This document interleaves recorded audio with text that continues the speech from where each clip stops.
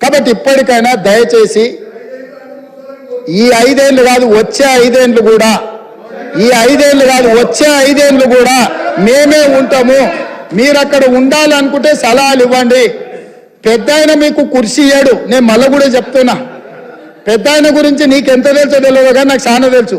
వెనకటికి నీకు కూడా చెప్పిన, నువ్వు ఆశించకని. ఇప్పుడు కూడా నేను చెప్తున్నా, పాపం ఉండనియండి, పెద్ద మనిషి తెలంగాణ కోసం కొట్లాడిండని మీరే చెప్తారు. ఆయన కుర్చీ మీద కన్నేస్తారు మీరు ఇద్దరు కలిసి. ఎందుకు ఆయన మీద పగబట్టారు?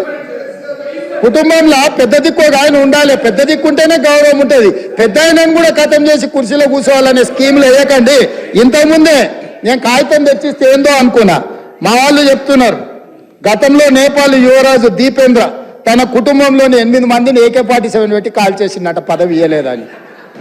నేపాల్ రాజు వాళ్ళ పిల్లగాడు కుటుంబంలో పదవులు ఇస్తలేరని రాత్రి డిన్నర్కి పిలిచి AK-47 పెట్టి ఇంట్లో వాళ్ళందరినీ AK-47 పెట్టి కాల్ చేసిండట. అట్లాంటి పరిస్థితులు తెలంగాణలో రాకుండా చూడండి అధ్యక్ష. వారికి చెప్పండి, వారు చదువుకుంటే చదువుకున్నారు, గుంటూరు తెలివితేటలు ఉంటే ఉన్నాయి, అవి ఉపయోగించి తెలంగాణకి ఏమైనా ప్రయోజనం చేకూర్చేటట్టు చెప్పమని చెప్పుండ్రు అధ్యక్ష.